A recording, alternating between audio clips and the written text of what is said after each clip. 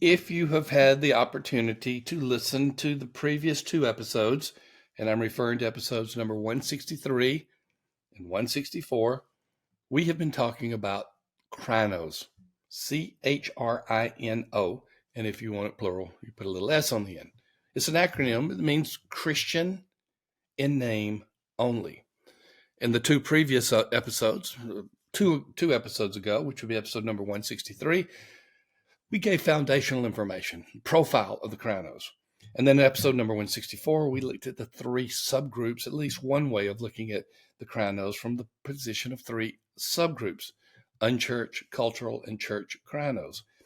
Now we're going to take episode number 165 as we continue to dig more deeply into this issue of the CHRINOs, Christian in name only, and we're going to attempt to answer the question, why do we even have CHRINOs?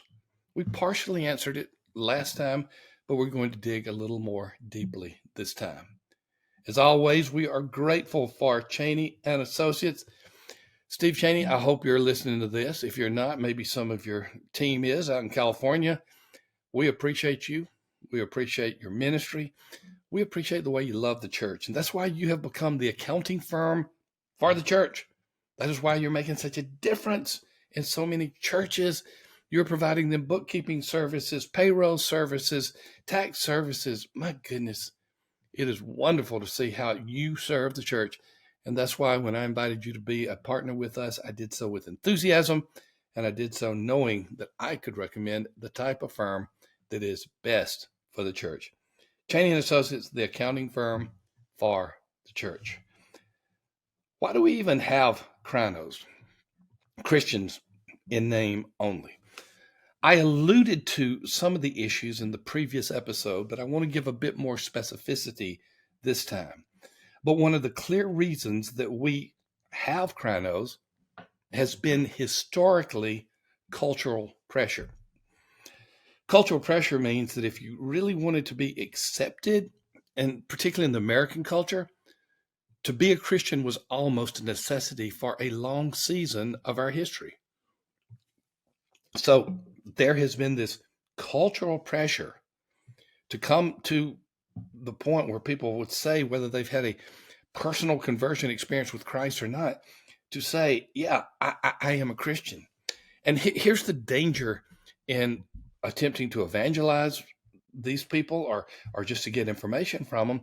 If you ask someone if they're a Christian and they say yes, and you walk away, there's probably a 1 in 2 chance that they are not. And so you're missing an opportunity to evangelize if the question ends with them just simply affirming that they are Christians. One of the reasons that they have affirmed this is cultural pressure. And that's what has been going on with a number who say, I am a Christian. Another one that I alluded to, and I'll dig a little bit deeper as well, is family ties. There are people who are Christian in name only.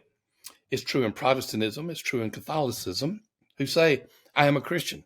Some will say, well, I'm a Catholic, or I'm a Baptist, or I fill in another denomination there.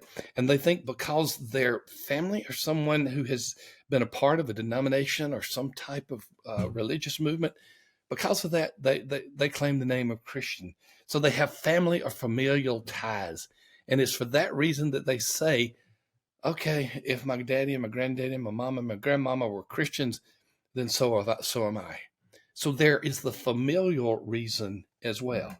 So we have the cultural reason, we have the family or the familial reason, but another reason is the church, and specifically the church not asking the right questions. The church not asking the right questions. Now let's just talk about that specifically. I have a book coming out. I think it's coming out in early August, and it's called "Where Have All the Church Members Gone?" I love writing this book. It's my first fiction book. In fact, it is a fable, kind of in the spirit of business fables that have been written, similar to those. And there's one character in the early part of this book that has dropped out of church. and people are asking, what about her? Where has she gone? And as they begin to seek answers to that question, they find out ultimately when somebody meets with her that she's not a Christian. They said, why did you ever come to the church? Well, I thought it'd be a good place to make social ties. But I found out that, no, y'all have certain beliefs that I don't believe in. And here's the bottom line. She became a member, and no one asked her basic questions about her faith.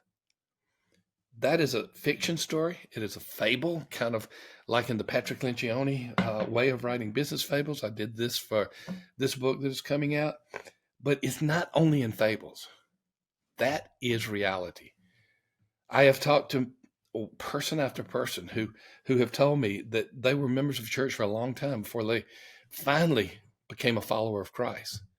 So the church is not asking the right questions. We don't, and this would be a subset, but I'll put it as a fourth reason.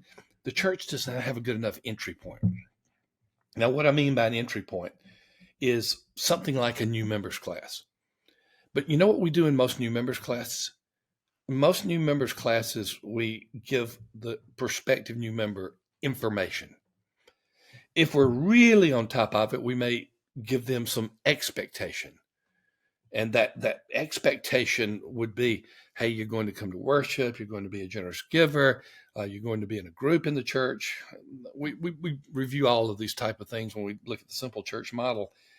But that many churches do not ask basic doctrinal questions of new members. Something I'm really excited about the Church Answers doing. We have a project that is almost completed, and the release date of this podcast is April 18th. So I don't know for sure if it will be released, but if not, it'll be released shortly after. And it's another one of the Know Your tools. We have Know Your Community, Know Your Church, Know Yourself, Know Your Budget.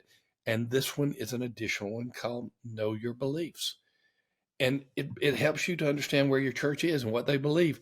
We see this as ideally to be used in new members classes, where you can find out what people believe. So we think it's fascinating. We think it is troubling at the same time. Many people are coming into our churches because we do not have an entry point. We do not have a class. We do not have a place to ask the right questions. And since we're talking about resources, let me mention my own book, I Am a Christian. The purpose of that book was to communicate to new members and to members what it means to be a follower of Christ, recognizing that there's a large swath of people within our churches who are not Christians. I had the opportunity over the years to meet with the late Billy Graham. Every time I did, I was so humbled by just being around him and listening to him because of his own humility. And one of those times that I met with him, I asked him what troubles him the most about church and Christianity in America today. And he said, I feel like we have not a lot of church members who have never truly professed Christ. I believe we have a lot of people in our churches who are not Christians. Well, he was talking about the CHRINOs. We didn't use that word. That acronym was not around at that time. But he was talking about those who are Christian in name only. And he said one of his burdens is to reach the lost around the world, but another one of his burdens is to reach the lost within the church. So why aren't they coming? Why are they coming if they're not Christians? It's culturally pressure. It's familial background. It's the church not asking the right questions or the questions at all.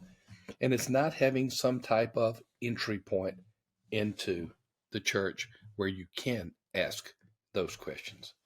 We're going to continue to dive into this next week.